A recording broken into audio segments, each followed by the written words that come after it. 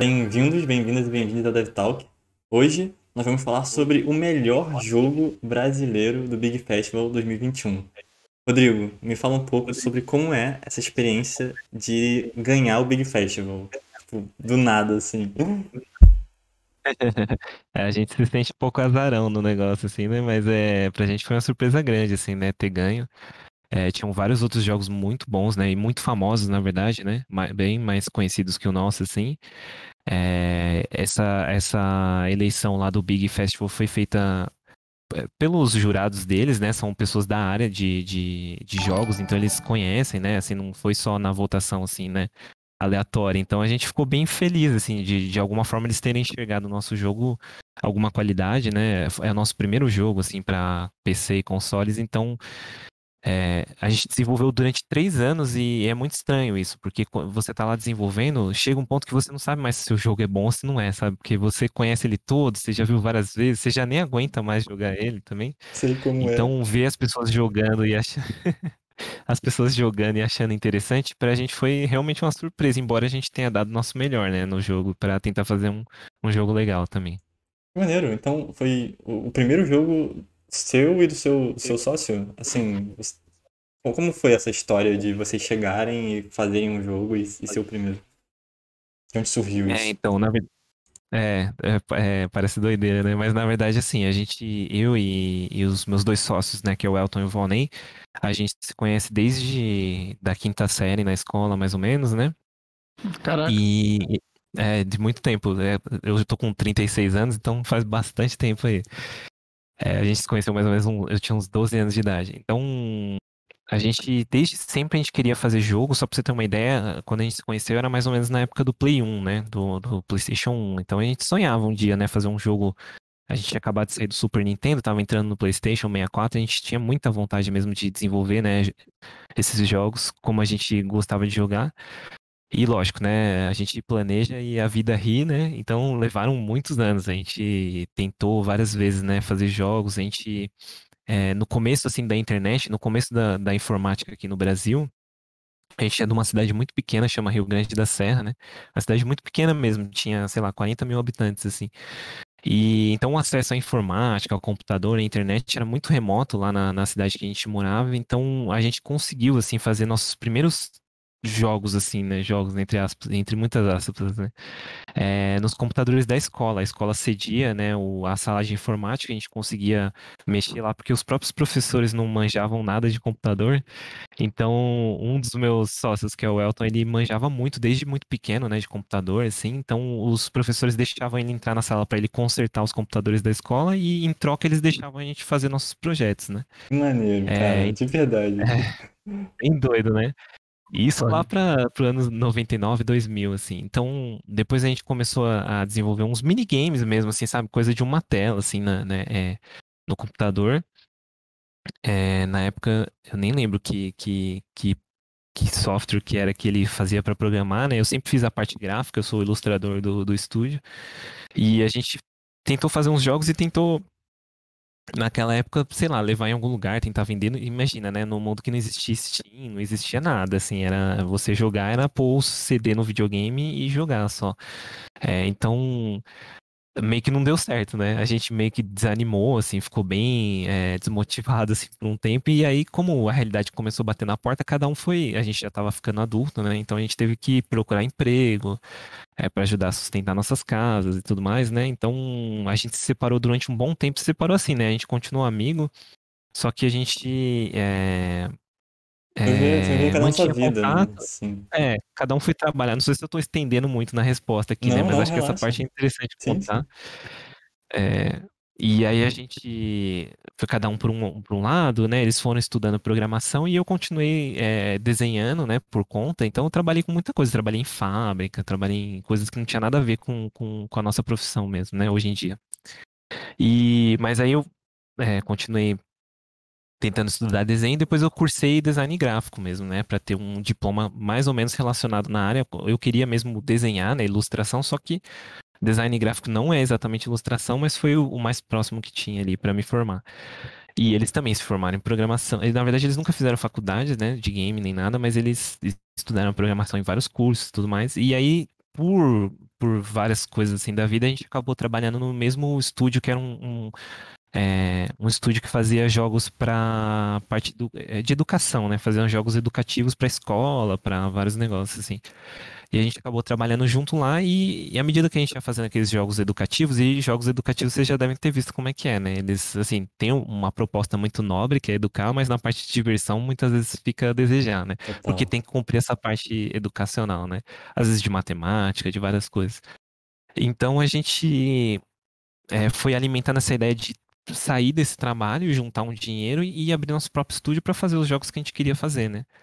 E aí levou mais de um ano, assim, a gente juntando dinheiro, tudo, até que a gente falou, não, agora aproveitar que a gente, né, não Já tá tava com a mais vida um pouco mais estável. estável, Uhum. tudo mais. Eu falei, vamos tentar, né? Pelo menos uma vez na vida tentar, se não der certo, a gente volta a trabalhar, né?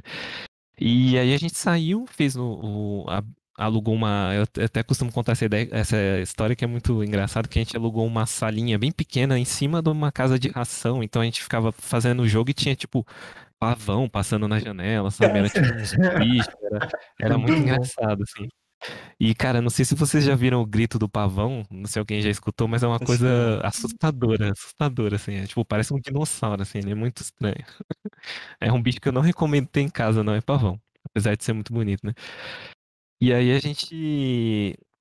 lá a gente fez nossos primeiros protótipos. Então a gente fez dois jogos para celular bem pequenos, assim. Um chamava Shenlong, que era um jogo que parecia Flappy Bird. Ele era tipo um dragão, sabe? Shenlong é aquele dragão chinês, assim. Sim, sim. E ele ia voando assim na tela, né? Serpenteando na tela, assim. E você ia meio que coletando moedas igual o Flappy Bird, mais ou menos, né?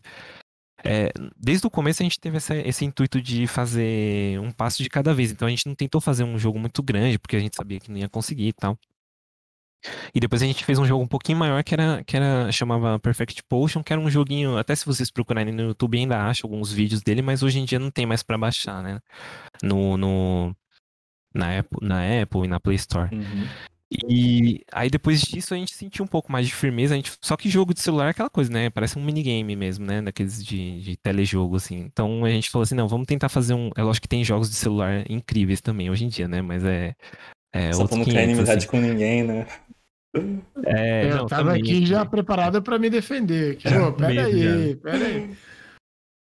Não, tem jogos incríveis pra celular, né? Tem, por exemplo, aquele.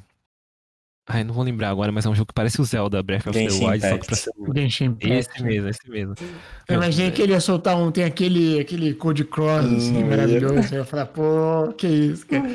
Não, brincadeira. Não, é que quando eu vejo alguém, tipo assim, a gente que tem uma certa idade aqui, que a gente já viu jogo de Super Nintendo, Game Boy e tal, quando você vê um jogo igual o Genshin Impact rodando no celular, você fala, meu, a que ponto chegamos? Nós estamos no Exato, né? futuro. Não, e A gente- Vamos pro você futuro. total entregou sua idade quando você falou que nos primórdios da internet no Brasil, sabe? Então, a partir de agora tá tranquilo. É, meu Deus, né? Não, mas cada dia. E eu não sei se é da nossa geração, mas parece que com a evolução da tecnologia, todo dia eles ficam te jogando na cara o quanto você é velho, né? Porque, por exemplo, até eu falei zoando do Orkut, mas o Orkut é uma coisa de dinossauro, né? Sim, sim. Você vai se sentindo. Eu lembro do Orkut quando era Aí novidade. você tá falando do Orkut, imagina quando a gente começar a falar do ICQ, né? Tipo, Também, MSN, Assim, bagulho isso aqui pra aquele mim, macaquinho, né? né? Do ICQ, assim. Mirk, né? Que é Mirk Chat e tal. Porra, isso aí que é maluquice, né? Tempo da internet dos blogs, né? Que o pessoal acessava, tipo, qual que tinha, mano? Era o Kibiloco, tinha o próprio Putz, Omelete com menor blog, ideia do né? que vocês Muito estão bom, falando. muito bom, muito bom, muito Olha o bom. jovem aí, É, jovem. total, total. É, Mas eu ufa, acho muito meu maneiro, cara, Deus. porque, assim, ouvindo a sua história, é claro que tem muitas coisas interessantes aí, mas acho que é uma história que mostra também que não existe tempo, sabe? Tem uma galera, e eu me coloco muito nessa posição também, que às vezes sente que, caraca, eu tô com 25, né? Pô, tô com 25 anos e não emplaquei um jogo ainda. Muito jovem ainda. Exato, e tipo, já começa a ficar com umas nós de, pô, o que que eu vou fazer? E vocês provaram que não existe tempo, sabe? Tipo, vocês tentaram uma vez lá no começo, quando era muito garoto, e aí cada um foi viver a sua vida, e aí voltou e tentou de novo pra ver se ia dar certo. Deu certo pra caramba, sabe? Vocês ganharam o Big Festival 2021, melhor jogo brasileiro. Tudo bem que não foi no primeiro, eu acho que nem precisa ser primeiro, segundo, terceiro, mas vocês continuaram tentando e conseguiram, sabe? Então, parabéns pra todos vocês. Não, obrigadão, cara. E acho que é importante mesmo, assim, os desenvolvedores, principalmente os jovens, né? terem isso em mente, porque hoje em dia eles jogam o sucesso de todo mundo na sua cara o tempo todo, assim. E é muito fácil você achar que, nossa, eu sou um derrotado, né? O cara tá lá ganhando, por exemplo, no nosso caso agora, né? Ganhando o Big Fest. Dessa vez sou eu que tô ganhando, mas quantas vezes eu não vi, né? As pessoas ganhando outras coisas, ou outros prêmios. Sim. E a gente tava lá, às vezes, sem nem conseguir pagar a conta de luz, sabe? Tipo, um ditado que eu acho besta, mas que ilustra muito isso, é que fala assim, vocês veem as cachaças que eu tomo, mas não veem os tombos que eu levo, né? Porque Total. uma coisa de tiozão. Mas na verdade é porque hoje em dia tudo é muito imediato, assim, né? A gente vê muitas coisas, vem muito feedback de outras coisas, então você saber entender que tudo tem um tempo mesmo e realmente tem que ter o preparo também para chegar lá, faz toda a diferença na sua saúde mental mesmo, assim, acho que até pro desempenho também, né? E eu falo de preparo também porque é, nesse tempo todo que a gente não estava realmente produzindo um jogo de fato, a gente estava, sabe, eles estudando programação, estudando desenho, se preparando para chegar nesse momento, porque a oportunidade acaba sendo que nem um trem, assim, né? Se o trem chega e você não tá pronto para entrar, aquele trem passa, pode até vir outro trem, mas aquele ali já passou, entendeu? Então a oportunidade quando chegar a bater na sua porta, você tem que estar com a passagem na mão ali para entrar naquele trem, né? Senão vai ter Sim, que esperar o sim. outro mesmo. Mas é coisas que a gente vai aprendendo também, né? Acaba que essas experiências eu gosto de contar assim para quem tá começando, porque acaba tendo é como eles falam assim, tipo, como um carro com os faróis virados para as costas, assim, né? Você acaba iluminando o caminho de quem tá vindo atrás, porque você mesmo Que continua maneiro. ali no escuro cavando, né? E tropeçando, porque é normal, assim, né? Até mesmo agora, por exemplo, que a gente ganhou o Big Festival. Se me perguntasse, que dicas você tem para dar para desenvolvedores, acaba que a gente também tá cavando e aprendendo, né, junto assim, né? A gente não é nenhum guru, né, para saber. Na verdade, a gente tá arriscando, tentando, errando e de vez em quando conseguindo também. Gostei muito dessa analogia aí, dessa metáfora, acho que foi bem maneiro. E aí, já estamos aqui há um tempinho conversando e algumas pessoas podem não saber quem é você, quem são vocês. Então fala um pouco sobre você, sua equipe, o seu jogo que ganhou.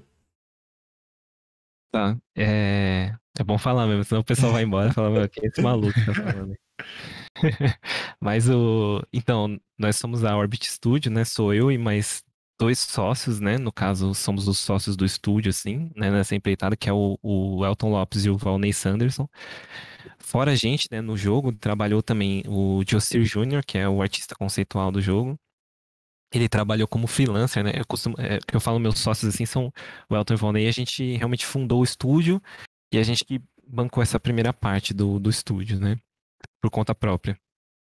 Aí, depois que a gente conseguiu o financiamento da Publisher, depois eu posso até ir falando melhor, né, sobre como foi chegar nessa parte e tal. Mas aí a gente pôde contratar, no caso, o Dilcir, que era um grande amigo nosso, que a gente já conhecia o trabalho dele e tudo mais. A gente pôde contratar ele para fazer essa parte conceitual. E tiveram participação no jogo Retro Máquina, né, que é o jogo que a gente desenvolveu e que acabamos vencendo o prêmio do Big. A gente teve também a participação de alguns freelancers. Foi mais ou menos mais 4 pessoas, que era dois do som. 4 não, acho que umas 6 ou 7 pessoas. Que eram dois trabalhando na parte do som, né? Do som e da música. E mais o pessoal da parte de 3D. Foram mais umas 4 pessoas em 3D. Um fazia o modelo, outro fazia o rig, outro fazia a animação, né?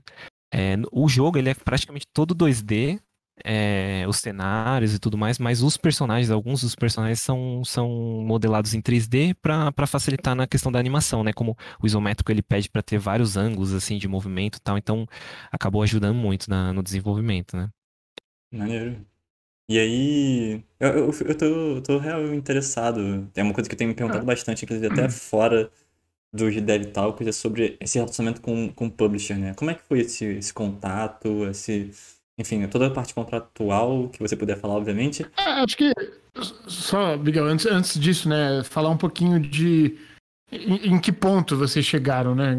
Quando que vocês foram falar com o publisher? Foi em algum big, inclusive? Verdade. Como é que foi isso, né? Qual etapa do desenvolvimento do jogo estava lá? Porque eu sinto que a galera ainda não tem essa noção, né? Às vezes ou vai com nada, só com a ideia, né? E aí, óbvio que as publishers não pegam. Um pouquinho disso também, se puder falar, Rodrigo.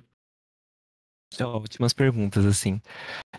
Bom, começando por essa que você falou, assim, de como que o pessoal vai para tentar um financiamento, né? Por exemplo, a gente foi no Big, sim, no encontro que tinha lá.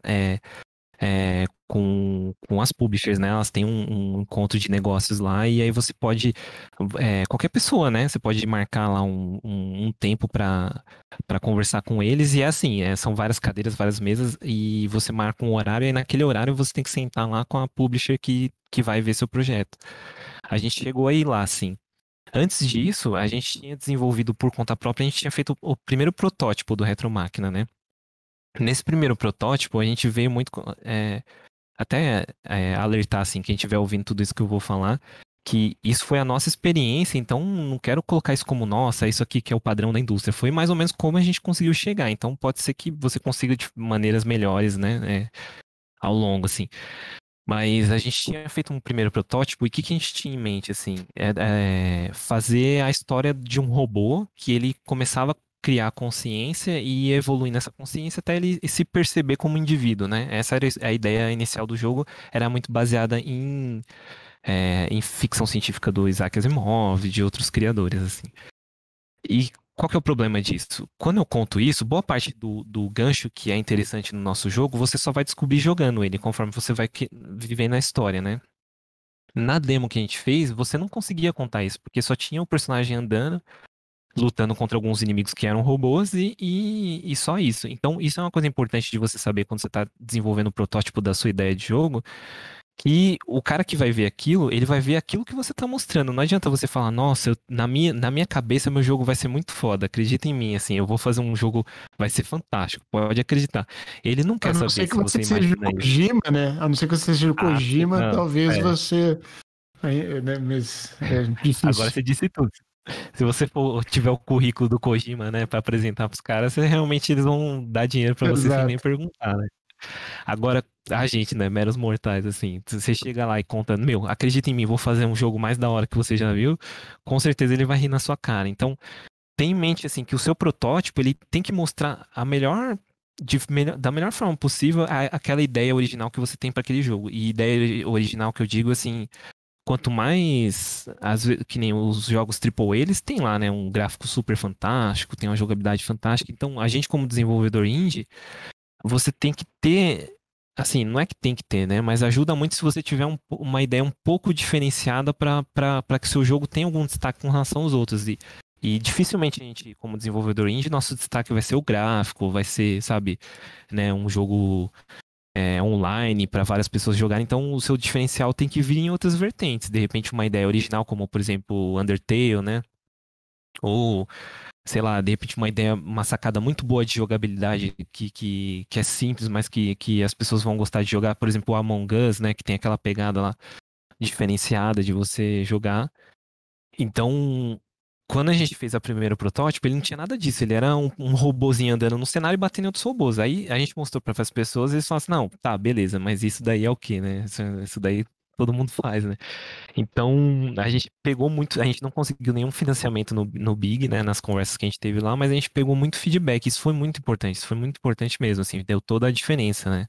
Isso E lá foi, no Big, desculpa, isso foi em 2019, Uhum. ou antes. Não, foi bem antes, foi em Tá, 2017, mais ou menos, se não me tá, engano. tá. E nisso a gente conheceu um cara lá na Big, que ele é americano, ele chama Carlos, né? Apesar de ser americano, ele chama Carlos. É engraçado até.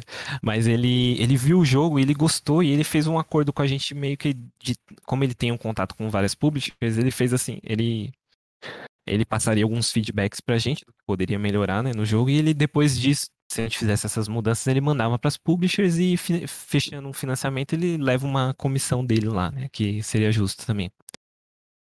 E como a gente não tinha nada a perder, né? Porque se não financiasse nada, ele também não levava nada. Eu falei, é uma ajuda de qualquer forma, né? A gente tava perdidão. Então, assim, resumindo, a gente tinha alguma capacidade técnica que a gente tinha adquirido ao longo desses anos, né? Eu como ilustrador, eles como programadores, a gente conseguia colocar um personagem andando na tela, conseguia, né, programar as colisões dos golpes, eu conseguia ilustrar o cenário, só que isso por si só ainda assim não destacava o jogo em nada, né? Então, com esse feedback, a gente falou, não, o jogo tem que ter algum diferencial de jogabilidade, né? E só que a gente tinha duas coisas correndo contra a gente, que era o tempo e o dinheiro, que os dois estavam acabando no nosso caso, né? Que nem eu falei pra vocês no começo, a gente pediu as contas do trabalho, então a gente tinha um dinheiro guardado. Só que quando a gente tava tinha acabado esse protótipo, a gente realmente tava já praticamente sem dinheiro, meu amigo Valnei já tinha vendido o carro que ele tinha, a gente tava já na rua da amargura quase, né?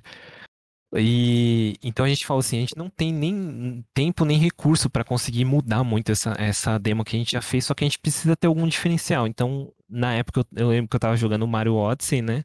Tinha acabado de lançar. É até bom pra saber mais ou menos a época que era, foi nessa época que lançou o Mario Odyssey. E ele entrava no corpo dos inimigos e passava a ter as habilidades deles, né? Então eu pensei assim, junto com eles, né? Com o Elton e com o Valnei. Nessa época a gente ainda era só em 3 pessoas mesmo, né? Então eu falei assim, vamos tentar. Como a gente não vai conseguir fazer inimigos novos, né? E nem fazer power-ups novos pro robô, e se a gente usasse esses inimigos que a gente já tem, que já estão prontos, e as habilidades dele, o robô, como é robô mesmo, tudo é robô, ele controlaria por radiofrequência os inimigos, e controlando os inimigos você conseguiria usar as habilidades deles, né? E pra gente era um recurso bom, porque você não precisaria produzir nada de novo, essencialmente. Você adaptaria aquilo que a gente já tinha. Então, os cenários eu ilustrei novos cenários, né? Eu dei uma repaginada na parte gráfica, mas porque eu poderia fazer isso naquele tempo. Mas na parte assim de contratar novamente o 3D para fazer outros robôs e tudo mais, a gente não conseguiria. Então a gente fez, só que assim, a ideia na cabeça parece muito legal, mas na hora que você começa a jogar, a gente pensou no Mario Odyssey, maravilhoso, cara. Ele incorpora mesmo nos personagens e sai jogando, né? Cada um com a sua jogabilidade. Só que como a gente não ia incorporar em ninguém porque era robô, o que a gente pensou no começo? Você teria que esconder seu robozinho em algum lugar, porque ele não teria. Quando ele controlasse um outro inimigo, ele ficaria parado, né? Ficaria vulnerável, por exemplo. Totalmente parado. Você perderia o controle dele e você assumiria o controle do inimigo. Então, a gente programou dessa forma, jogou assim, só que a gente sentiu que ficava muito travado, porque toda vez que você ia controlar um inimigo, você tinha que ou esconder seu personagem ou ficar protegendo ele, que é um gameplay interessante, mas o ritmo do jogo caía muito, ficava muito paradão, né? A gente falou, não. Aí nisso veio a inspiração do jogo Brothers, que daí, como no jogo Brothers, não sei se vocês já viram, você controla com os dois analógicos, você controla dois personagens ao Sim, mesmo sim. tempo, você mesmo jogando, né? A gente falou, poxa, por que a gente não faz igual no Brothers, né? Quando você controla o inimigo, você controla os dois, cada um com o analógico. A gente falou, mas não vai ficar muito difícil, vai ficar meio doido. Então a gente fez alguns primeiros testes lá e a gente viu que ficava divertido jogar, né? Não sei se vocês chegaram a jogar o Retro Magno até Sim. agora, assim, se deram uma jogadinha assim. Assim, Inclusive, não é a É melhor. engraçado. fala aí, Lucas, Porque a Pode fala. gente falar. tava jogando. Não, porque a gente tava jogando agora, antes de você entrar, a gente tava streamando aqui jogando o negócio, né? Pra galera Aí ver como é que é. eu resumi assim pro pessoal que não tinha jogado e falei assim, cara, é Mario Odyssey com Brothers. Sério, Não, eu tô sentindo que Muito vocês esse conversaram meu. antes de chegar aqui, sabe? Porque é exatamente as minhas palavras. Tô impressionado. Muito bom. Não, mas a junção foi exatamente essa, porque acaba que, assim, você vai juntando, né, as suas referências, os jogos que você gosta, tentando compilar em alguma coisa um pouco nova, né? Nunca vai ser totalmente original, já que já criaram tantas coisas, né? Mas a gente gostou de jogar dessa forma, então a gente falou, não, acho que é um caminho interessante de seguir. Lógico que tiveram inúmeros outros problemas depois para resolver enquanto jogabilidade, mas a gente sentiu que dava um diferencial pro jogo. E a gente trabalhou nessa primeira demo. Essa demo que a gente fez depois desse feedback é a demo que hoje em dia tem de graça na Steam, até quem estiver assistindo. O jogo já lançou, né? Tá na Steam também, mas quem quiser conhecer sem compromisso, tem uma demo gratuita lá. E essa demo é exatamente essa demo que a gente fez antes de conseguir o financiamento, né? É claro que a gente poliu tudo depois, a gente, né, mudou muita coisa, mas essencialmente é aquela parte que você passa, que é bem a primeira fábrica, né? Que você atravessa ali, ela é mais linear, essa parte acaba sendo como um tutorial, mais ou menos, né? E a gente fez com esse intuito mesmo, de mostrar como seria controlar os inimigos em puzzles. Então, o nosso jogo forte não é a batalha, né? Muita gente olha assim e fala assim, meu, parece Bastion, e o Bastion é um jogo ótimo em batalha, né? O Hades também, que é outro jogo da Supergiant Games, que é ótimo em batalha também. E é isso, eu olhei Eu pro sei. jogo. O Lucas olhou pro jogo e falou, cara, é Mario e Brothers. Eu olhei pro jogo e falei, cara, é a cara de Bastion num cenário Fallout. Se você falar que tem Fallout também, aí acabou. Aí... Fallout também ajuda muito. Depois eu vou até falar, porque que Muito bom, muito Fallout, bom. BioShock, né? Muito Você bom, vê, muito né? A bom. gente jogou no liquidificador Não, e tentou. e eu acho isso perfeito, porque vocês escolheram referências e vocês conseguiram transmitir a referência de vocês pro jogo, sabe? Eu acho que foi um trabalho bem executado. Isso, E, e- Obrigadão, e cara. acho que a galera perde muito tempo, né? Aí, como projeto game design e tal, a galera perde muito tempo tentando realmente criar uma coisa que nunca foi vista, né? Sendo que no final é aquela parada, né? Nada se cria, tudo se transforma, né? No caso do game design, nada se cria, tudo se rouba, né? E aí a gente fica isso, a gente pega ideias, né, que não foram misturadas ainda e mistura e dá um jogo legal, né? Dá Sim, uma sim. coisa Por isso que, interessante, acho por isso que. que, inclusive, dizem pro game designer viver um pouco mais. Não só jogar muitos jogos, mas viver mais do mundo, né? Porque aí você vai pegando referências de outros universos, de outros Sim, lugares e sim. colocando dentro do jogo. Então, E interferindo, até vocês falando agora me lembrou muito das histórias, não sei se vocês provavelmente acompanham, né? As histórias quando contam do Shigeru Miyamoto, né? O criador do Mario lá, que conta aquelas histórias assim que, tipo, um dia ele tava andando no jardim da casa dele, aí ele teve a ideia de fazer o Pikmin, porque ele tava vendo as formigas levando umas folhas, sabe? Tipo, sim, sim. o dele tem várias histórias assim, né? Eu vi num documentário também que ele, quando, não foi ele que fez o Star Fox, né? Do Super Nintendo, mas quando estavam produzindo o Star Fox dentro da Nintendo lá, ele foi num templo lá no Japão que ele tem, sabe aqueles portões japoneses que é um quadradão Uhum. vermelhão assim, tal?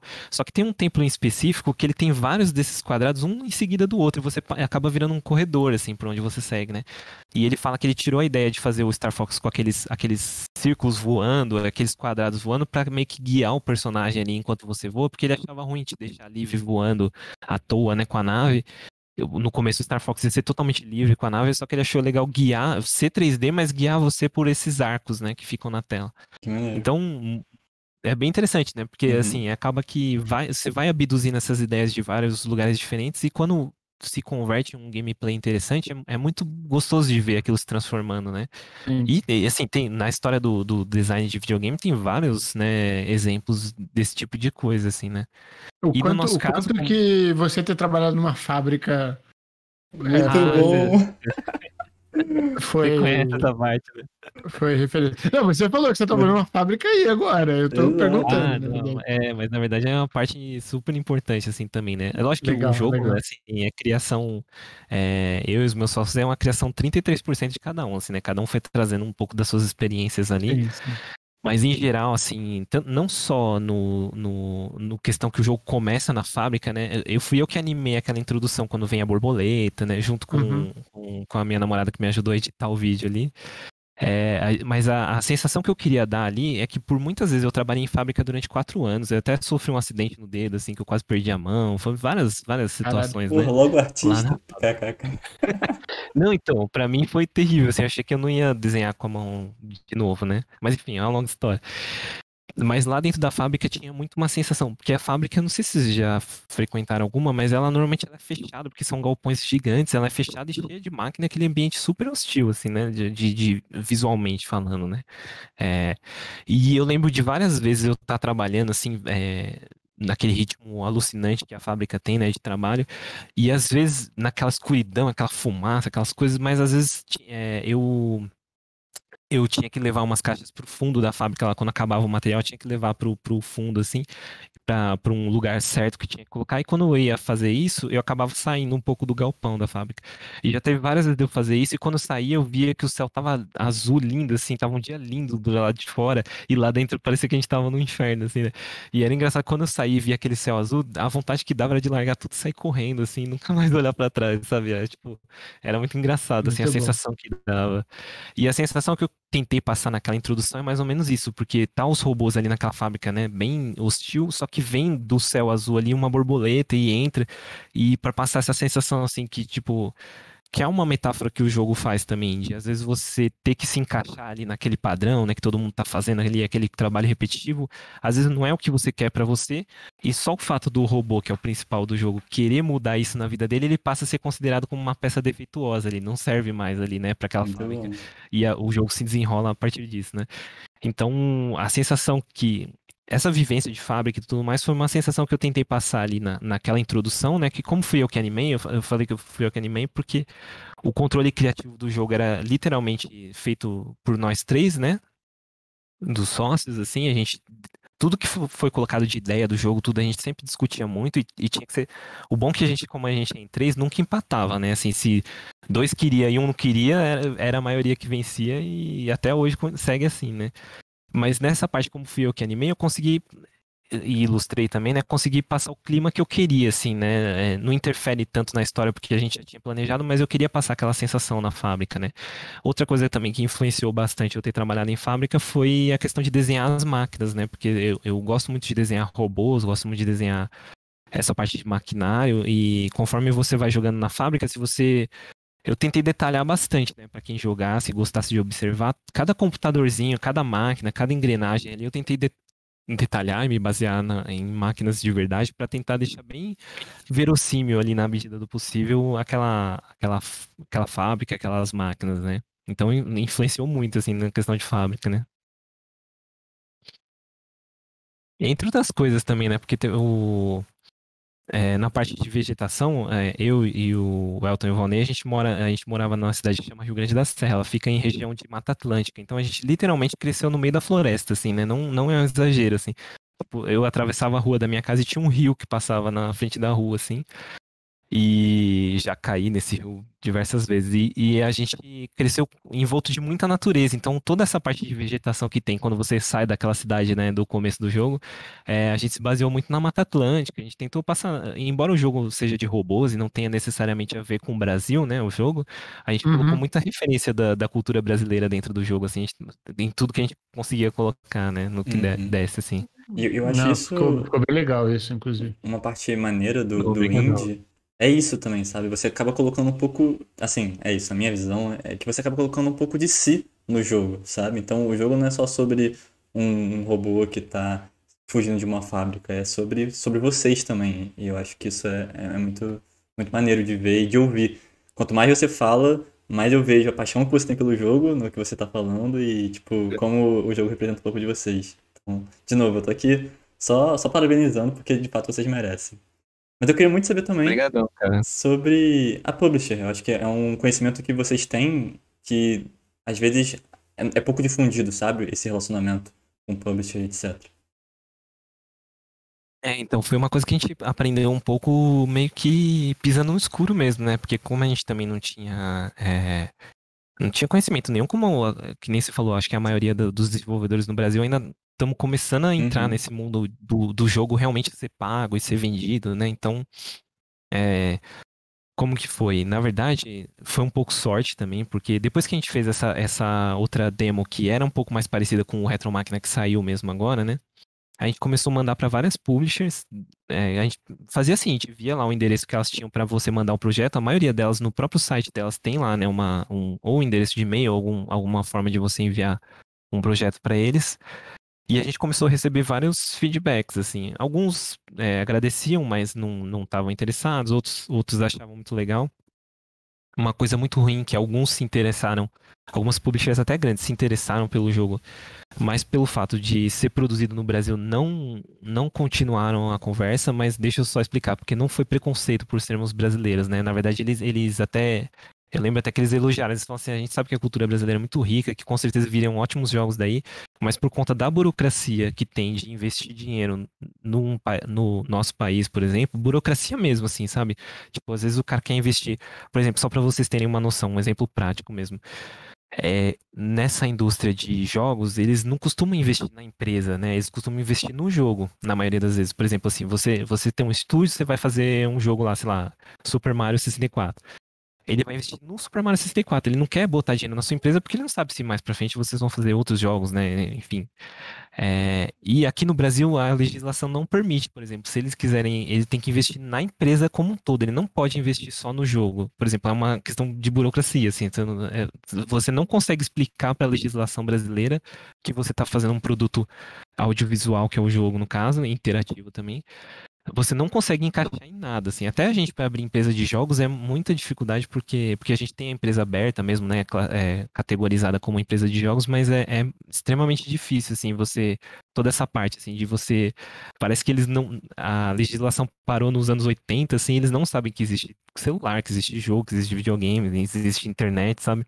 É muito difícil. Sim. Então, passada toda essa parte dos nãos, né, que a gente levou, até num momento um pouco mais difícil, assim, que a gente não estava conseguindo financiar e tudo mais, eu comecei a postar alguns vídeos do jogo no Facebook, né? Nas redes sociais. O Facebook na época ainda era uma rede social bastante forte. E a gente, meio que pra ver mesmo a reação das pessoas, né? Porque a gente mesmo não sabia. Eu falei, meu, não é possível, tá tão ruim isso aqui que ninguém quer financiar, né? Tá horrível. E aí, meio que o feedback das pessoas. Eu publiquei numa página que chama Indie Game Developers, é uma página que tem tantas pessoas do Brasil quanto do mundo todo, né? Acho que todo mundo que desenvolve dá uma olhada lá de vez em quando. E, e o feedback foi muito grande, cara. Assim, eu lembro que na época teve quase 200, mais de 200 curtidas, assim, no vídeo que eu Caraca, postei. O pessoal que maneiro. elogiando, perguntando mais coisas do jogo e tal. Então, a gente ficou bem impressionado e feliz, né? Posso fazer uma pergunta E dentro disso? Você pode fez o falar, fica à post vontade. em inglês ou em português? Eu pus em inglês Em na época, inglês. porque a página tem a Indie Games Developer Brasil, né? Que daí normalmente eu posto em português lá mesmo. Mas eu coloquei em inglês e o inglês assim, do Google Tradutor, tá ligado? Naquela, só a cuíca tocando lá, no Muito estilo bom. brasileiro mesmo. E, e aí eu coloquei, só que assim, eu não escrevi muita coisa também não, só coloquei, eu falei, ó, a gente é um desenvolvedor do Brasil, a gente tá fazendo esse jogo, o que vocês acham? Mais ou menos assim, né? Só pra ver. E aí, cara, teve esse feedback legal da comunidade lá, como a maioria é desenvolvedor, então eles às vezes apontavam algumas coisas interessantes que às vezes o usuário comum não vai ver, né? Davam um feedback pra gente e tal. E, e nesse período, talvez até por conta da repercussão que teve o vídeo quando eu postei, a Super.com, que é a nossa publisher, eles entraram em contato com a gente no Facebook mesmo, mandou uma mensagem, e depois a gente começou a ter uma conversa mais formal por e-mail e tudo mais, né? Eles gostaram, eles falaram assim, a gente achou muito interessante, eles também estavam começando, né? Eles estavam abrindo a publisher na época. E eles perguntaram se a gente não estava interessado, né? Como seria e tal. A gente, na época, a gente não queria dar sim logo de cara, né? Porque é, a gente não sabia, né? Você fica naquela, assim, mas a gente também, aqui no Brasil, a gente levou em algumas empresas para tentar um financiamento aqui dentro do Brasil mesmo. E algumas até se interessaram, mas, assim, algumas falavam assim: ah, a gente quer financiar, mas a gente quer produzir o jogo aqui dentro do nosso estúdio também, e a gente tinha muito medo de perder a liberdade criativa, né? Eu penso assim, ou faz do jeito que a gente acha que é o ideal, ou é melhor talvez não fazer, a gente arruma um emprego mesmo e vai trabalhar para os outros, né? Não tem problema. É, e aí, nas conversas que a gente teve, eles pareciam não interferir nessa parte criativa, né? E a gente acabou, foi mais ou menos uns 6 meses de negociação, a gente acabou fechando esse contrato com eles e eles financiaram o resto do projeto, né? E depois do financiamento deles, foi mais ou menos uns 2 anos de produção, né, do jogo. E aí a gente conseguiu finalizar mesmo. Mas assim, muita gente depois vinha me perguntar, como é que é o relacionamento, algumas pessoas que estavam, né, talvez tentando financiar também com a mesma publisher, falando, como é que é o relacionamento deles, o que vocês acham da publisher? Eu era bem sincero com eles, né, tanta gente quanto a publisher estava começando, então não dava para ter certeza de nada, né? A gente sabe que existem publishers muito grandes e famosos no ramo de jogo indie, que nem a Halfuri, tem nossa, eu não vou. A Devolver Digital, né? Devolve, Tem várias renovando, publishers sim. incríveis que praticamente todo jogo indie que sai pela mão deles é sucesso, né? Então eles devem ter uma curadoria muito boa, assim, para já escolher jogos bem potenciais, né, para financiar. Mas assim, a gente foi muito legal o relacionamento com a nossa publisher, né? Eles nunca interferiram na parte criativa, a gente só teve que criar um cronograma bem certinho, assim, até tal mês a gente vai entregar tal parte do jogo pronto, até tal mês vai estar tal parte. Então a gente teve. Não foi só assim, tipo, a gente tá fazendo um jogo, vamos ver no que dá aí, né? Mas a gente teve que ter planejado quantos inimigos iam ter no jogo, quantas áreas iam ter no jogo, qual mais ou menos seria a duração do jogo. Uma série de coisas já tinha que estar no papel antes mesmo de começar a fazer, né? Antes deles financiarem, inclusive. Então, depois que a gente deu esse cronograma, a gente teve que seguir isso até o final, assim, sem. Até teve alguns atrasos, né? Eles até foram compreensíveis, mas a gente teve que manter, até que eu acho que a gente manteve bem, né? Porque a gente também, até no planejamento, a gente não tentou também planejar, sabe, muito. A gente planejou dentro daquilo que a gente sabia que conseguiria entregar, mais ou menos, né? Foi mais ou menos isso. Não sei se vocês têm outras dúvidas de publisher, mas como a nossa experiência também é pouca, né? Meio que a experiência que a gente teve foi essa, assim. Não sei, não saberia dizer para quem está desenvolvendo quais seriam os melhores caminhos, assim, né? Não, pra mim tá perfeito. Respondeu muito bem. E eu acho que, assim, essa questão da burocracia brasileira é triste, mas real. E eu acho que é um choque de realidade que é necessário ser dito, sabe? Infelizmente, a gente tem burocracias que impedem algumas publishers de fazerem contrato com a gente. Mas eu acho que a persistência, né? Uma persistência que é importante às vezes. Não é porque você levou 1, 2, 3, 4, 5 nãos que você vai parar. Você tem que continuar mandando e-mail para pra todo mundo, porque é isso. E nem foi com e-mail, né? Porque, tipo, e quando todos os e-mails Foi foram mostrando o recusados. jogo nas redes sociais, né? Acho Exato. que também é uma forma bem importante, inclusive, não só de conseguir visibilidade, mas mostrar, testar o seu jogo, né? Mostrar o jogo e ver quanto engajamento tem. Tem muita gente fazendo isso hoje. Antes de começar, de fato, a desenvolver o jogo, fazer uns conceitos ali, visuais, umas coisas nessa pegada, protótipo, às vezes, de um gameplay, de uma mecânica, posta e vê se tem engajamento, se tem gente interessada, né? Uhum. E aí, se tem, continua o desenvolvimento. Isso é bem legal. Nessa questão, assim, é muito boa mesmo, de você, você conseguir testar seu jogo com diversas pessoas. Porque, assim, uma coisa é você estar na sua casa, aí, por exemplo, tô lá fazendo um jogo, eu tenho 3 irmãos, aí eu mostro pro meu irmão, falando, e aí, o que você acha? Tá da hora? É Como ele é seu ótimo. irmão, ele vai falar, porra, tá legal, né? Eu não vou desanimar meu irmão logo agora, né? Que ele tá tentando fazer alguma coisa. Ela largou o Mas, emprego pra fazer isso tipo, aqui, não vou falar que tava meio. não vou falar que tá uma bosta, né? Tipo isso. Ou minha mãe, né? Minha mãe vai falar que tá bom sempre, assim. E aí, tipo, você tem um feedback com pessoas aleatórias, assim, vão jogar o jogo. E é até uma coisa que a gente tá sentindo um pouco agora também, que o jogo lançou, embora a gente tenha testado, né, com várias pessoas também, ver pessoas de toda a parte do mundo jogar o jogo, assim, eu já vi gente jogando em japonês, em chinês, o jogo, assim, vídeos no YouTube, né, Uhum. e ver a reação que as pessoas têm jogando, às vezes você... Porque o impulso que você tem é estar lá do lado pra falar, pô, nosso jogo tem muito puzzle, né? Aí, às vezes o cara tá quebrando a cabeça no puzzle ali e falar pro cara, não, é desse jeito que passa, mas aí você largou pro mundo o jogo, você não tá mais lá pra explicar Sim, pro sim. cara, né? Então o jogo tem que se funcionar sozinho mesmo, né? A pessoa tem que entender o jogo pelo jogo em si, né? Você não vai estar do lado de cada pessoa que comprar seu jogo pra explicar, ó. Isso vale pra produção e pra qualidade também, né? Por exemplo, assim, às vezes a gente tomava muito cuidado pra fazer o melhor que a gente podia, mas às vezes teve até algumas partes que a gente fez que a gente achou que não tava tão boa. E a gente ficava pensando assim, poxa, na hora que o cara estiver jogando, eu não vou estar lá do lado do cara pra explicar pra ele, ó, meu, esse gráfico não ficou muito bonito, mas é porque a gente era só em 3 pessoas fazendo o jogo, então dá um desconto pra gente aí, Exato, né? exato. Então, acaba que alguns comentários, às vezes, quando você lança o jogo, acaba sendo um pouco cruel também, mas é uma Sim, coisa sim. do desenvolvedor ter isso em mente e ir trabalhando, né, pra melhorar também, saber entender também, né? Agora, isso que vocês falaram das mídias sociais, cada vez mais, né, no nosso tipo de ramo, importa muito, porque por exemplo, você vê alguns exemplos que nem aquele jogo Tunic, não sei se vocês já viram, que Sim, parece um Zelda, sim. só que é uma A raposinha raposinha, assim, né? A que você joga. raposinha. Low poly, né? Low poly, esse mesmo. E eu É. lembro que, meu, o cara foi num evento, aí mostrou um vídeo do jogo e, pô, o jogo bombou pra caramba, porque só de bater o olho já era, né, tão carismático ali que muita gente gostou. E às vezes você pode ter esse efeito também, né, de conseguir um financiamento. É um outro jogo que eu lembro que a primeira vez que eu vi, eu já pirei, assim, foi aquele Blasphemous, sabe? Que é tipo um Metroidvania Sim, sim. pixel art sensacional. Muito bonito. Então, assim, e eles fizeram uma campanha no. Ah, até isso que é interessante falar, mas é um pouco triste também. Por exemplo, se você vê, tem muitas campanhas no Kickstarter de financiamento de jogos, né? Aí, por exemplo, o Brasil não tá no Kickstarter, né? A gente não consegue fazer uma campanha no Kickstarter estando no Brasil. É uma das complicações, por exemplo, que a gente tem, né?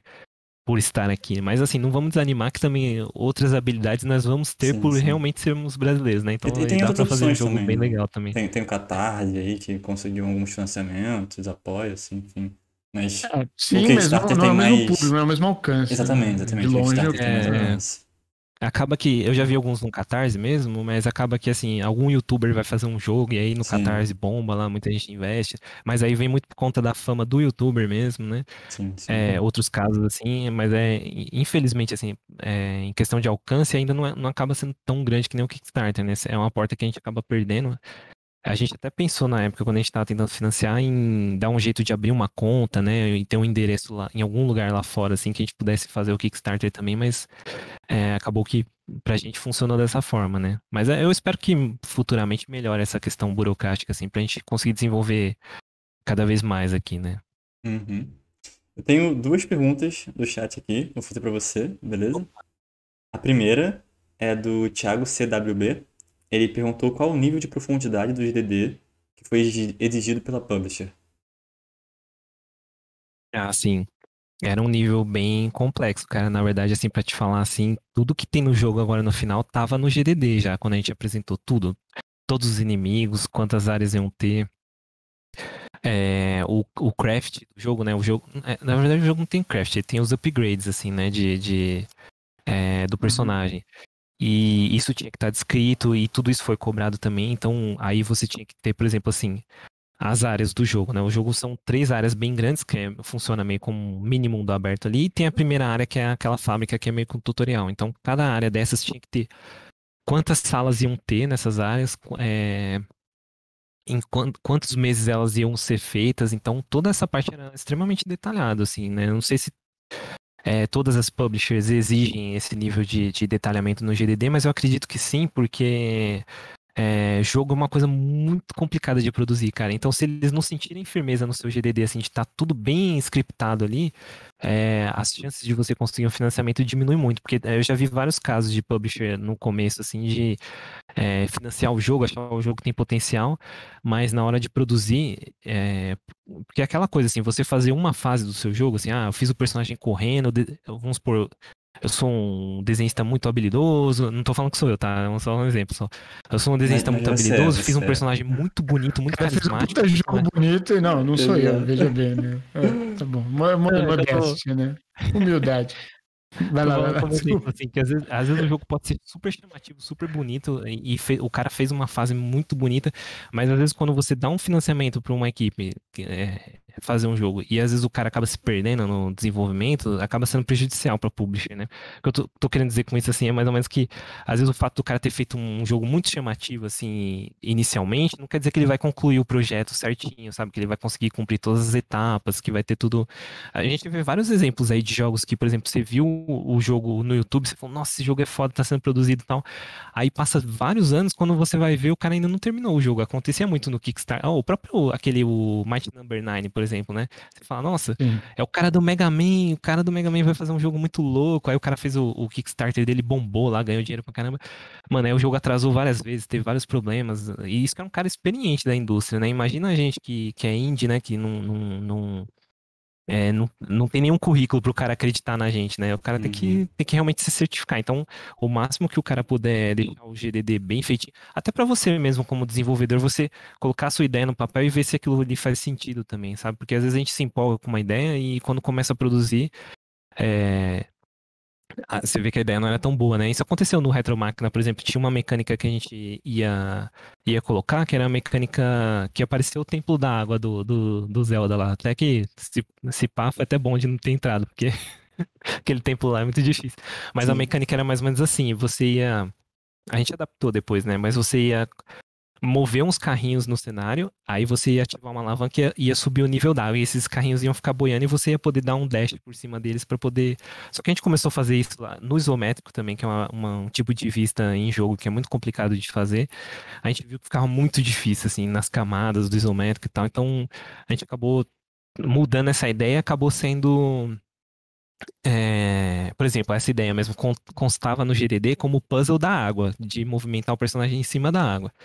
Aí no GDD tava descrito dessa forma. A gente tinha lá, o personagem vai mover na água para poder andar por cima de plataformas boiando. Como a gente não conseguiu fazer esse nível da água subir, desse, a gente até programou, só que a gente sentiu que ficava muito chato. Ficava igual o templo da água mesmo no Zelda. Você tinha que ficar, você ia até tal lugar, subia o nível da água, voltava, então ficava muito chato mesmo, né? Falando português, claro. Então a gente adaptou e mudou isso, continuou tendo. Tinha que constar lá porque tinha no GDD, só que a gente teve que colocar assim, não sei se vocês chegaram nessa parte no jogo ou se viram em algum vídeo, mas você controla um robozinho que é um sapo, aí o sapo mergulha na água, aí ele cata a plataforma que tá boiando e você consegue movimentar ele até trazer essa plataforma para perto de você e você consegue dar o dash para pular por cima da água, né? Então a Uhum. gente Formar um puzzle adaptou, mas a também. gente só foi perceber que tava ruim depois que programou, que fez e tal. Então é bom colocar as coisas no papel pra minimizar esses erros, né? Uhum. Deixa eu perguntar mais detalhes, assim, nesse sentido do GDD aí, né? Por exemplo, então vocês não tinham necessariamente um level design definido, né? Vocês tinham, tipo, as áreas, mais ou menos assim, quantidade, o tempo que demoraria para fazer cada área, mas vocês não tinham, por exemplo, um walkthrough já do jogo para mostrar para publisher, né? Tipo, vai ser esse aqui é o jogo e é isso que a gente vai desenvolver, né? Vocês tinham, acabaram que era um pouco mais superficial e tanto é que vocês conseguiram fazer essas mudanças, assim, de mecânica meio por conta de Sim, playtest, sim. prototipagem mesmo, né? Não, é muito boa a pergunta mesmo, porque realmente, em partes, foi porque a gente levaria tempo, né, pra construir todo esse walkthrough e tudo mais Sim, assim. A sim. gente também propositalmente, aí já foi aquela. Por isso que eu falo, né? A gente fala assim, o fato de estar no Brasil prejudica em várias coisas, mas também aquela manha do brasileiro também ajuda em muita coisa também, né? Então a gente, propositalmente, algumas coisas a gente deixou um pouco superficial para ter essa margem de mudança depois, porque o que constava no GDD tinha que ser entregue. Então a gente colocou assim, vão ter 3 áreas, mas o tamanho dessas áreas a gente não definia muito, porque dependendo da produção a gente podia aumentar, na maioria dos casos a gente conseguiu aumentar, colocar mais áreas, mais detalhes, né? Mas se fosse preciso e de acordo com a produção, a gente poderia enxugar um pouco essas áreas para conseguir entregar o projeto consistente, né? A gente sempre falava Entendi. lá que era melhor você entregar menos áreas, todas muito bem feitas, do que tentar expandir muito também e ficar aquela coisa, né, mal feita, assim. Sim. E outra coisa também é que as mecânicas a gente já tinha pensado algumas já, a maioria delas, né, de controle de robôs. A gente tinha feito já um planejamento no papel, assim, de como isso funcionaria em tela, controlando e tal. A gente só não tinha bolado todos os puzzles, né? Por exemplo, tem a aranha lá. A gente tinha planejado que ela ia passar por dentro de dutos para poder acessar novas áreas. A gente fez alguns testes. Só que ao longo do jogo você vai fazendo a mesma coisa, só que modificando, né, a complexidade, você vai somando as coisas também. Então algumas coisas ainda eram em aberto, né? Uhum, são alguns pequenos twists. Eu particularmente acho bem maduro, assim, essa questão do menor, mas melhor do que maior e de qualquer jeito, né? Acho que é uma coisa que algumas pessoas demoram pra pegar também. Então, maneiro. Eu vejo muito assim em alguns jogos indie, assim, que às vezes o cara quer fazer. Se o cara consegue, beleza, não tem problema, né? Mas a nossa filosofia dentro do estúdio é nunca dar um passo maior que a perna, sabe? É, Tipo assim, você tem segurança pra fazer isso? É lógico que a gente arrisca em algumas coisas, né? Pra não também ficar sempre na zona de conforto. Mas, por exemplo, a gente nunca ia tentar fazer um GTA da vida, por exemplo, assim, porque a gente sabe que com a equipe que a gente tinha, o tamanho que a gente tinha, a gente não ia conseguir. Então, é mais fácil você fazer um jogo enxuto, mais trabalhado, né? Até, por exemplo, assim, deu certo fazer nesse limite porque a gente tinha terminado o grosso do jogo já. Por exemplo, no final do ano passado, a gente tinha terminado todas as etapas do jogo, já tinha feito todas as finais, já tava tudo já meio que concreto e tava fazendo os ports para os consoles, né, no Todos os caso. finais. Rolou spoiler aí, brabo. É. Sim, não, mas o jogo tem várias finais mesmo, assim, vai dependendo de algumas escolhas aí. Escolhas só no Aham. final, tá? O cara não precisa ficar preocupado assim, será que se eu tomar essa escolha vai mudar lá na frente? Chega no final, você tem 3 escolhas pra fazer e aí vai do jogador, né? Maneiro. Mas aí, acabei dando um spoiler, mas... Não tem problema, E não tem problema. Relaxa. É bom que a galera quer comprar agora. E aí, depois, assim, depois que acabou o grosso da produção, eu, que era o ilustrador, já tinha meio que. Porque, assim, a minha parte vem bem antes, né? Porque depois eles vão ter que programar, animar, fazer um monte de coisa. Como eu já tinha concluído o grosso da minha parte, eu fiquei, durante esses 3 meses, assim, que eles estavam fazendo o porte, ilustrando várias peças de cenário únicas para serem colocadas em. Como o jogo é de exploração, a gente queria muito. Incentivar a exploração, retribuindo o jogador e encontrando coisas novas, né? Então seria muito chato você explorar uma área e chegar lá tem a mesma coisa que tinha em outras áreas, né? Então, eu não Uhum. sei, conforme vocês forem jogando, pode ir reparando isso. Tem algumas peças, alguns robôs, né? Porque tem muito robô destruído no cenário, assim, tipo, robôs gigantes destruídos e tal.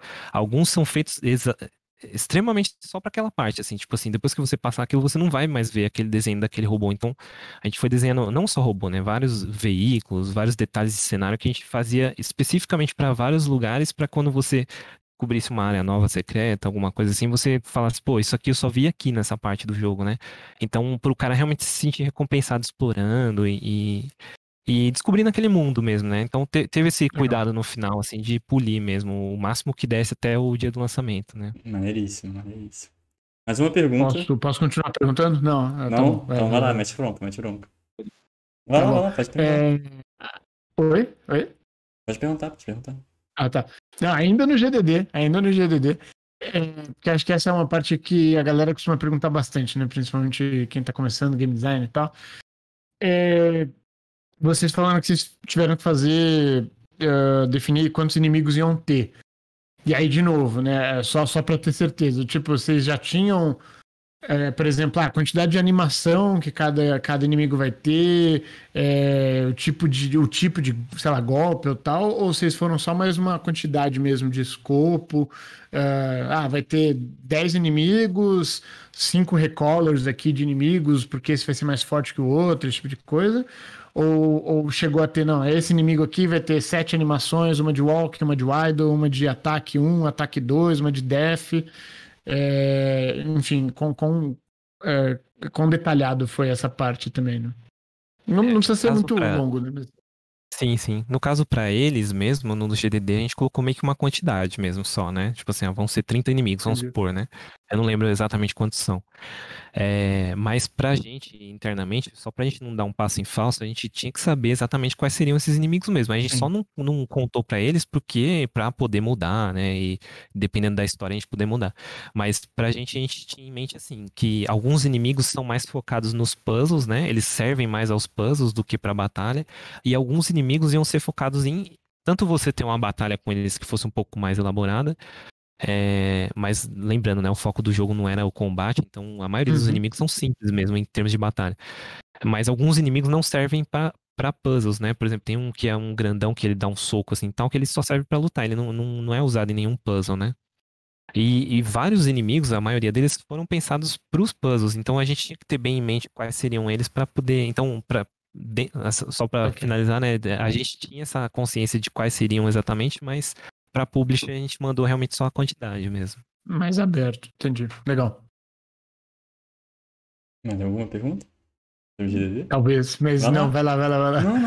Não sei se eu tenho nada na cabeça, mas com certeza vai surgir. Beleza, eu vou fazer a pergunta do chat, se surgir mais uma, você pergunta. Manda aí. O Jean Souza perguntou, acho que essa eu posso responder pra você, mas eu vou fazer aqui.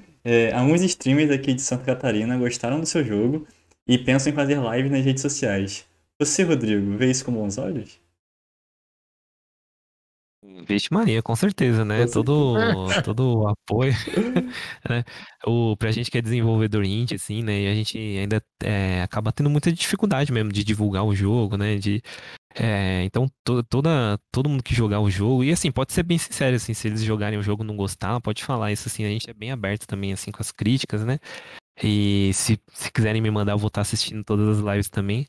Mas pra gente é muito bom, né? De ver as pessoas jogando. Até hoje eu acho um pouco estranho ver as pessoas jogando o jogo que a gente fez, né? É meio esquisito, mas é bom o feedback mesmo, em geral, né? Das pessoas e eu agradeço. Fiquem à vontade aí pra jogar. E realmente, assim, pra gente que é desenvolvedor indie, né?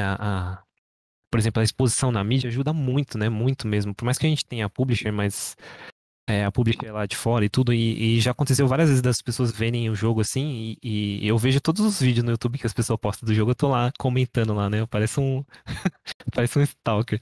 Mas, tipo, e aí eu vou lá, agradeço, né? Eu falo, não, obrigado por jogar nosso jogo, a gente é uma equipe aqui do Brasil, tá? Eu falo isso em YouTubers brasileiros mesmo, né? E aí o cara se surpreende, às vezes fala, nossa, esse jogo é brasileiro, cara, não sabia, eu vi na Steam lá e tal. E é engraçado isso, né? Porque como o jogo é de robô, às vezes a temática não remete diretamente ao Brasil. Sim. E a gente gostaria muito que as pessoas conhecessem, né? Soubessem que foi feito aqui mesmo também.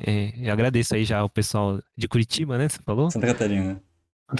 Santa Catarina, né? Não, brigadão aí. E manda, né? Manda que for jogar, já agradeço de antemão já.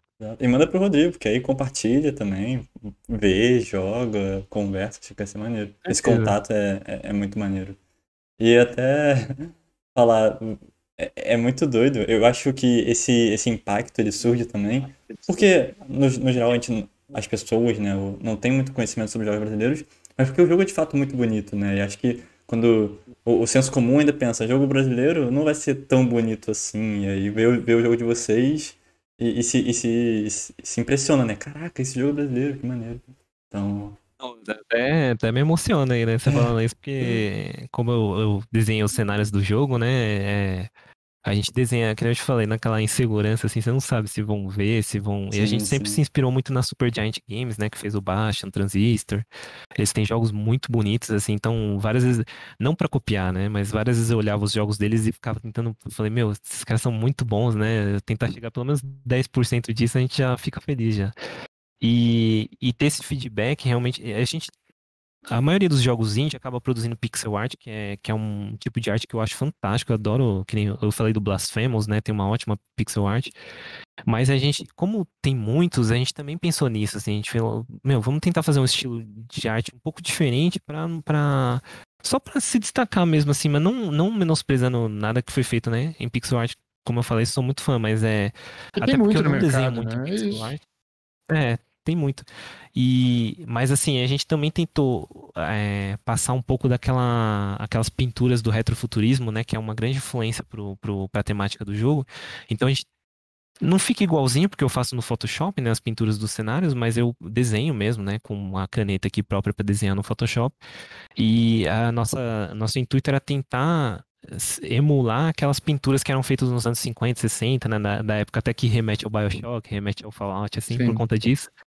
E fora isso, as artes que você encontra, os colecionáveis que você encontra no jogo, elas foram pintadas à mão, a tinta guache mesmo, de verdade mesmo, num papel mesmo, Cara. pelo Josir Jr., que foi o nosso artista conceitual. Além dele fazer o conceito dos robôs, né, dos inimigos, ele também, como ele é um pintor tradicional mesmo, assim, ele faz quadrinhos e tudo mais. Inclusive, ele ganhou recentemente o prêmio Machado de Quadrinhos, que é um prêmio bem Maneiro. importante aqui do Brasil da cena de quadrinhos, né, de literatura. Ele é um ótimo quadrinista e ele tem toda essa parte de trabalho manual, né? Então ele pintava mesmo, a gente tem os originais lá no estúdio, assim, bem grandes, assim, dos pôsteres que você acha no jogo, ele pintava com a tinta e ficava, meu, sensacional. É lógico que escaneando perde, a gente tentou tratar tudo pra ficar legal, mas perde um pouco. Você vendo ao vivo, assim, é muito legal ver os pôsteres, assim. E a gente até devia ter filmado esse processo, né, pra mostrar depois pro pessoal ali pintando mesmo, mas acabou que a produção era tão grande que a gente não Imagina. conseguia, né, parar pra nada, assim. Mas eu fico feliz, meu, que vocês gostaram do gráfico do jogo, assim, pra gente é sempre Maneiro. gratificante, assim. E Realmente. eu sou muito chato, assim, com... Que eu falava brincando, assim, pro pessoal, né, não, eu desenhei cada folhinha dessas árvores aí, pode contar que eu desenhei folha por folha aí, a gente tentou... Quando eu consumo algum jogo ou leio algum quadrinho e tal, eu sempre gosto muito de olhar os detalhes, aqueles detalhes que não são os principais ali que todo mundo vai olhar, né? Pra ver se o cara realmente fez cuidou mesmo de cada cantinho do negócio, né? E eu tentei detalhar muito o jogo por conta disso, assim, né? Não pra perder os pontos principais, os pontos focais que deveria ter no jogo, mas pra quem gostar de explorar, de ver os detalhezinhos, assim, nas máquinas, os computadores que tem, assim, se você olhar as telas deles, assim, todos a gente desenhou com o maior cuidado, assim, pra ter sempre um detalhezinho pra quem tá jogando ver, assim, né? Maneiro. Maneiro. Maneiro. Pra fechar, vai ser a última pergunta, hein, Lucas? Olha lá, hein? Poxa, poxa. O que será pro futuro? Qual é o futuro agora da Orbit? Ainda Essa é a bem que era pergunta a mais. mesma pergunta que eu queria fazer, cara. Nossa, que coisa. Então, desenvolvedor indie aqui no Brasil, assim, o futuro é sempre uma incógnita, né? Mas a gente tem planos, assim, para um próximo jogo, não no universo de Retromáquina, a gente passou muito tempo desenhando e vendo robô, então a gente, só dando um adianto, assim, né? O próximo jogo a gente pensa em fazer uma coisa mais mística, mais medieval, assim, focado mais no combate mesmo, né? E magia. Então a gente vai para uma vertente totalmente diferente da tecnologia ali para tentar para mudar um pouco pra gente que tá produzindo mesmo, né? Em termos de propriedade intelectual, mas a gente tá tentando manter desculpa, essa coisa do jogo isométrico, né? A gente quer continuar mantendo e tudo pintado ainda, assim. Eu acho difícil a gente querer trabalhar totalmente em 3D, né? A gente gosta dessa coisa um pouco mais antiga, assim, de coisa desenhada e tudo mais em jogo. Então, seguir mais ou menos essa linha. Agora, em termos comerciais, a gente precisa ver mesmo, né, como que vai ser agora o Retromáquina, qual que vai ser o feedback financeiro, né, dele, assim, se realmente vai emplacar. A gente sabe que é um jogo de nicho, né, assim, não é um jogo, assim, para todo mundo, que ele é um jogo de puzzle, exploração, embora tenha um combate também. A gente sempre se inspirou muito no Zelda também, assim, sabe? No ritmo do jogo é um pouco parecido, assim. Você tem aqueles lugares para resolver, você vai descobrindo, vai passando os puzzles. Mas aí a gente quer esperar um pouco agora. Lançou agora, né, dia 12, então a gente vai esperar pra ver como é que vai ser a recepção em geral, assim, do jogo.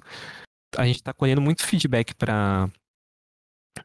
de bugs ou do próprio jogo em si, assim, que a gente tá tentando refinar o máximo possível, assim, pra quem tá jogando, pra quem tá comprando agora também. E aí a gente quer ver se a gente consegue financiar esse próximo projeto também, né? Acaba que, vamos supor, se o jogo estourar, se fosse um grande sucesso, assim, a gente conseguisse com o nosso próprio dinheiro financiar o próximo jogo, seria Ia o ser melhor dos mundos, ótimo, porque sim. a gente não fica. Aí vira indie 100%, né? Porque fica De totalmente raiz. independente mesmo. Uhum. Indie raiz. Mas caso não seja possível, a gente vai tentar outras formas de financiar também para desenvolver a próxima ideia. Na verdade, a gente teve uma ideia que eu acho um jogo bem melhor do que o Retro Máquina, né? pro próximo, não só a ideia do universo ali do jogo, mas também a ideia do gameplay, né, da jogabilidade. A gente também sempre visando essa coisa de ter algum diferencial na jogabilidade. E a gente espera conseguir fazer, porque com toda a experiência que a gente teve na Retromáquina, a gente tem certeza que a gente consegue fazer não vai ser o melhor jogo do mundo, mas com certeza melhor que o Retromáquina vai ser, né? Então a gente quer muito essa oportunidade de conseguir desenvolver um próximo jogo, levando toda a bagagem que a gente aprendeu até então, né, com o Retromáquina. Com certeza. E foi assim acho que isso é o mais importante, né? No final, acho que a gente vê muito desenvolvedor indie, desenvolvedor iniciante falando de pô, eu quero fazer todos os tipos de jogos do mundo, né? Tipo um jogo sci-fi FPS, um jogo isométrico, fantasia, um jogo, sei lá o que, de corrida, né? E quando você vê, a tendência não é essa. A tendência é você construir em cima do que você já construiu, porque você já tem um know-how, né? Você sabe como faz aquilo e tá tudo bem, né? A própria Supergiants, é óbvio que ela ela é inovadora, mas o próprio Transistor foi construído em cima do que foi construído o Bastion, né? E por aí vai, assim. Óbvio que, né, o Hades mesmo, acho que todas as mecânicas ali do Hades, as visões, etc., usam muito do know-how deles do Bastion e do Transistor, né? Principalmente. E acho que Até hoje. Oh, desculpa, desculpa, eu te não, não, cortei mesmo. Não, é que eu ia falar só pra, em cima disso mesmo, porque até hoje eles usam a mesma engine, né? Do que foi feito o exato, Bastion, foi exato, feito os outros jogos, né? exato, exato. Exato. Então acho que E o isso é Hades. muito enriquecedor, né? Eu vi falando que não é nem à toa que as empresas, né, Ubisoft tem Assassin's Creed a dar rodo, porque existe um know-how ali que não vale a pena desperdiçar e um público já cativado que vale a pena continuar cativando com aquele mesmo tipo de jogo, né? É muito mais fácil construir em cima do que já foi construído do que começar do zero, tudo de novo e tal. Então, essa galera que começa um jogo indie, aí vai para um jogo de celular, aí volta para o jogo de corrida, aí vai, tipo, nunca, é difícil sair do lugar, né? É difícil conseguir tração para avançar e fechar um projeto. Então, Você tá acho sempre que essa é a começando do decisão mais zero, né? acertada como negócio para a empresa, né? Não para o jogo necessariamente. Também acaba ajudando, mas para a empresa, com certeza. Né? Uhum. Que eu Recomendo acho que até bastante. que, por exemplo, se acontecer da gente criar um público assim que vai gostar, vamos supor, né, do Retromáquina, se eles esperarem um próximo jogo, seria frustrante também a gente vir com um jogo totalmente diferente, né? Lógico que tem que ser um jogo novo, que nem a gente falou, mudar a temática, mudar alguns aspectos, mas o cara saber o que esperar de um jogo que a gente tá produzindo, né? Também é Exato, legal. exato. Tomara que Exato. esperem alguma coisa, né? Vamos esperar, Ah, pode já ter estou certeza. esperando aqui, já estou Exato. esperando. Bom, Big 2024, opa! ganhando de novo ali, Oh, pessoal. Deus te ouça aí. Maneiro, maneiro. Bom, galera que tá aí com a gente aqui até agora, se inscrevam aí no canal, deixa na Twitch, no YouTube, onde vocês estiverem assistindo, deixa o like, deixa o comentário, continue acompanhando a gente. Vou agradecer a todo mundo que se inscreveu também durante a live, o Ribô Eterno, Helvet, Icefire, Vitor Lucas, Brian Jude, Cyborg, Nacho Gamer. E agradecer também, obviamente, ao meu convidado, Rodrigo. Muito obrigado por ter ficado aqui essa hora inteira com a gente. Foi muito maneiro te conhecer. Conhecer, tipo, literalmente tudo, você, a sua equipe, o seu jogo, a sua história. Acho que foi super proveitoso, assim, em vários aspectos. Muito obrigado mesmo por ter participado do DevTalk. Eu que quero agradecer, na verdade, assim, e agradecer muito a paciência de vocês também, que eu ainda, além de tudo, ainda cheguei atrasado, Que mas isso. tô morrendo de vergonha até agora. Mas agradecer mesmo, assim, a oportunidade, assim, vocês, não, vocês, assim, influenciadores, né, em geral, assim, que tem canais e tudo mais, a diferença que faz no universo de jogo indie, assim, é o apoio de vocês não têm noção o quanto a gente poderia agradecer, né, nem tem palavras, na verdade, assim. E agradecer vocês dois, assim, pelas perguntas e tudo mais. Foi bem legal o bate-papo mesmo, assim. Se deixar, eu falo até amanhã. Mas queria agradecer vocês também Maneiro. pela oportunidade aí.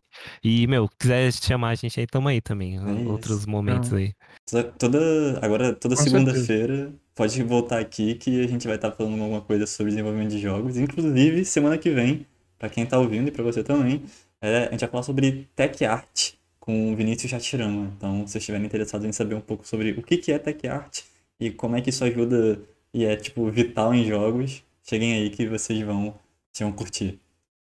Muito obrigado. Quem Demorou, quiser cara. também, antes de você fechar, né? Quem quiser agradecer também, aí, né? Valeu, Rodrigo, por aceitar, né? Participar da parada. Espero. Muito maneiro. Tô jogando o jogo devagarzinho, conforme vai dando tempo.